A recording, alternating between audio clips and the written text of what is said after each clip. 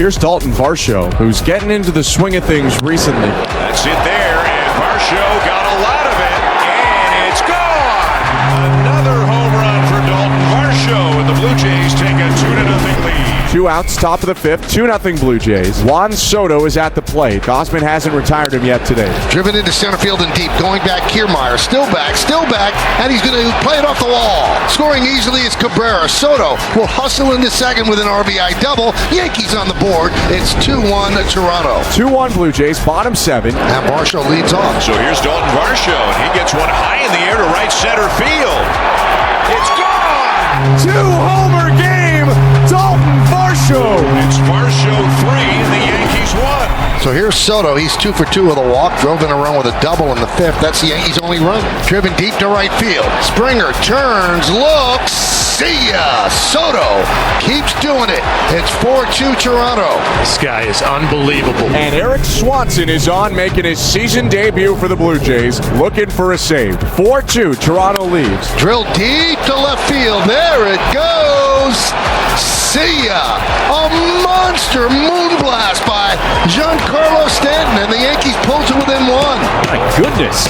Into the second deck in left field. Line drive down the right field line. It's a base hit. Cutting over a Springer. He cuts the ball off. Verdugo's going for 2. He will make it. And stopping at third is Gleyber Torres. That 1 out will be the only one for Eric Swanson in his season debut. The Blue Jays are going to go to the lefty Tim Meza. Jose Trevino will come off the bench, the right-handed hitter. There it is, a base hit for Trevino. Torres scores. They'll hold Verdugo at third. Trevino comes up big off the bench, an RBI single. The game is tied at 4. Big moment for Judge, who has not yet broken out this year. But you saw the numbers for this series. It hasn't happened for him, but he can erase all of it right here. Grounded, fair, inside third, kicks off the sidewall. 1 run scores, 2 run score. They'll hold Soto at third. It's a big 2-run single for Aaron Judge, and the Yankees have come all the way back to lead 6-4. With the Blue Jays down to their final out, and they'll rest that on the shoulders of Vladimir Guerrero Jr. Still 1 big swing away from tying the game. Holmes rocks and deals. Grounded up the middle. Nice play by Volpe. Throws to first. Got it. Oh, what a beautiful play. And the Yankees win 6-4 as they avoid the sweep, and they go 3-3 on their road trip. What a play by Volpe. You just got to flush it. If there's a bad call, you take a bad swing. It's about moving on to the next pitch and just being ready for that next opportunity. All game I've been came up with some spots where I should have got the job done, didn't, and it's just about moving on to the next pitch. And in that situation, all inning, our guys are having great at-bats, and, it's your time to step up. Winner's never out of it. I think that's what's great about this team. Even when we go down early, even if we're scuffling, even a little sluggish throughout the game, we were talking all game, hey, let's pick it up, and eventually, it comes to play out there in the ninth. Soto is some kind of wonderful. The 25-year-old reached base safely all 5 times and drove in his 500th career RBI and a Yankees comeback win over the Jays on Wednesday. Soto is just the 3rd player since RBI became an official stat in 1920 to have at least 500 runs batted in and 600 walks before turning 26. The others are Hall of Famers Mickey Mantle and Mel Ott. We started 0-5, and now we're 500. We're never going to give up. We're going to keep pushing every single day, and we're a close-knit group in this clubhouse. Everyone else can doubt us all they want, but we know what we have in here, and we're happy with what we have, so we're going to keep going. What a bunch of everybody contributing, getting the little things done, and getting great pitching. This team's been fun to watch this last 10 days. Every single night, it seems the Mets late are comeback kids. The ball game is over. And for the first time this season, the Mets are above 500.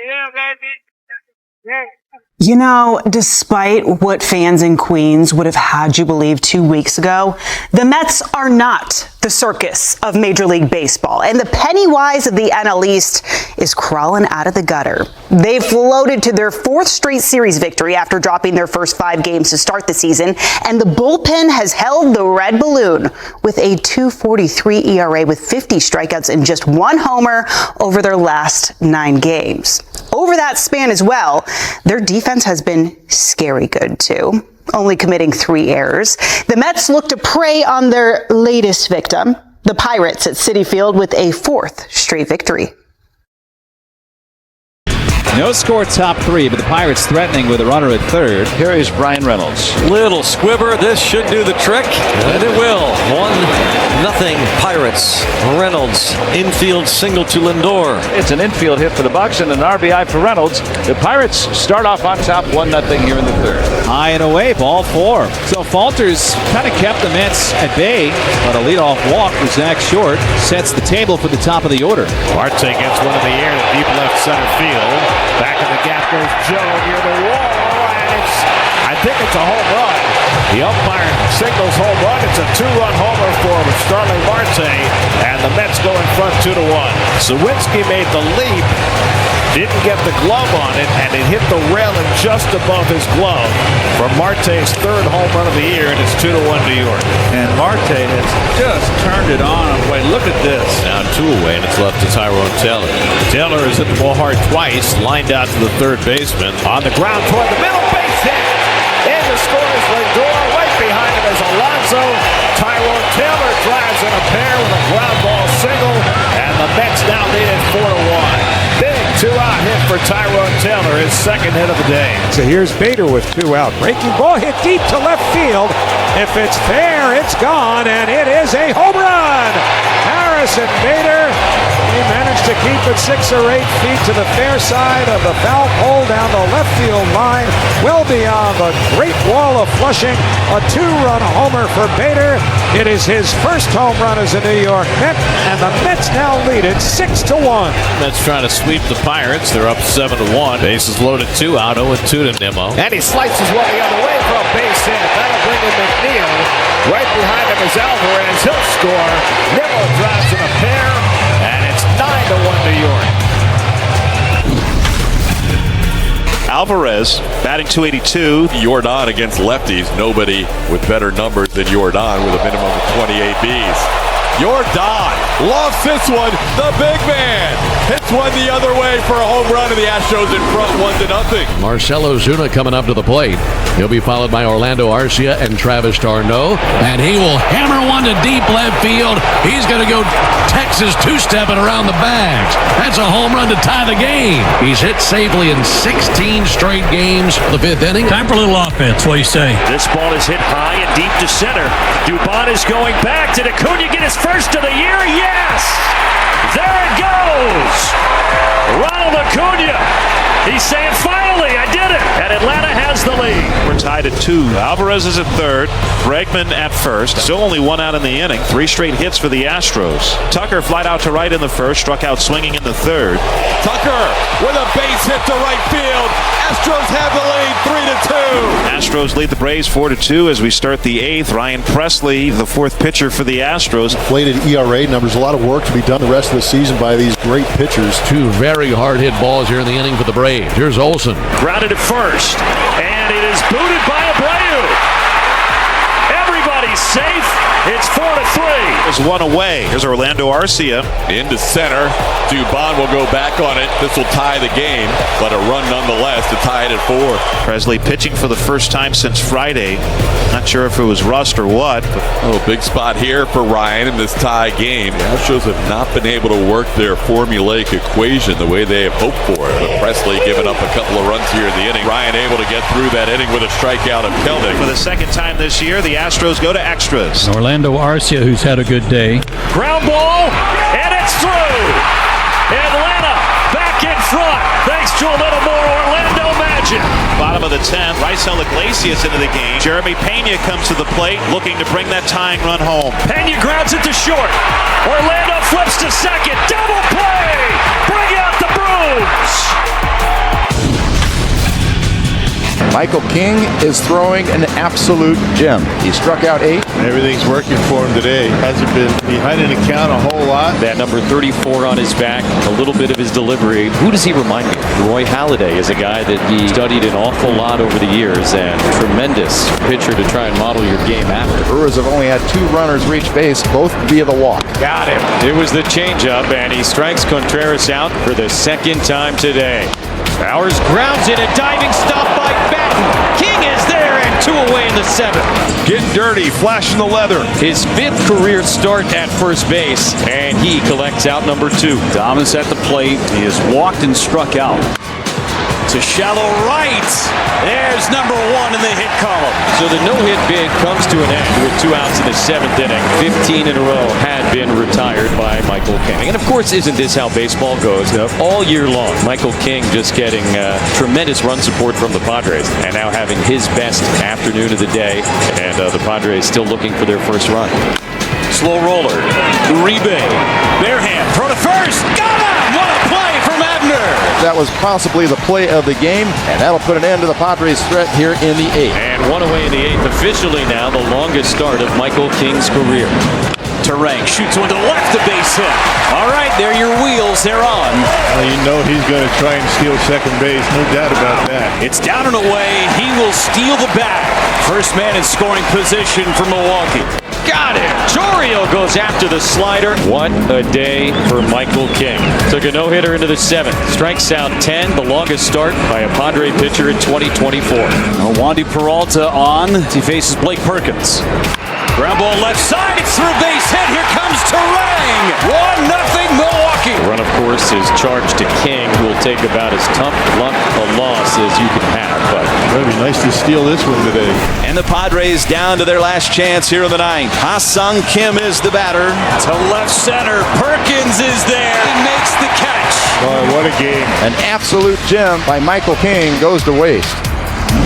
No hit stuff, but no win to show for it. Michael King was untouched through 6 2/3 Wednesday against the Brewers, but came out on the wrong side of a hard luck loss. King became the 4th different pitcher in Padres history to not allow a hit through at least 6 2/3, yet still suffer a defeat. The last to do it was the reigning Cy Young winner Blake Snell in 2021. Time now for Giants and Marlins, as seen on Afternoon Baseball, presented by Corona Premier.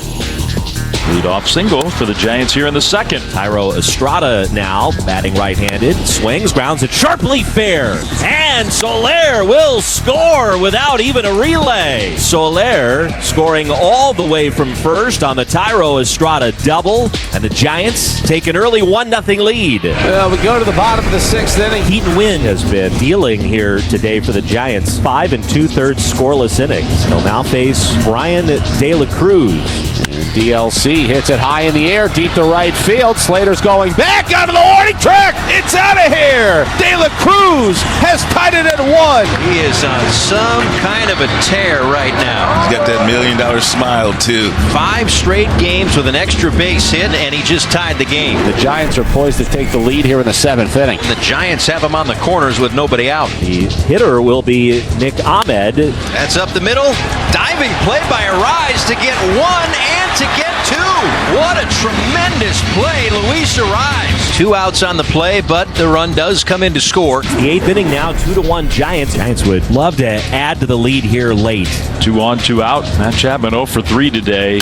He lines it down the right field line. That's a hit for Chapman. It's going to go all the way to the wall. He got a pitch to hit there, and he doubles in a run. A huge extra run for the Giants. It's 3-1. Bottom half of the 8th inning. The tying man is at the plate. That is Rivera. Ground ball, base hit right field. And it will bring up Luis Arise. Arise on the ground. Estrada flips. That's 1. Ahmed got him double play. Tyler Rogers is able to maintain the 2-run Giants lead on to the 9th. And the Giants closer, Camilo Doval, out there. 2 gone in the bottom of the 9th. Bell out to right center. Lee on the move, and he'll get there to make the catch. And this game is over. And the Giants beat the Marlins today 3-1. Here's your daily reminder that Ellie De La Cruz is a superstar. Highlights of this homer and flashing the leather on the other side of this break.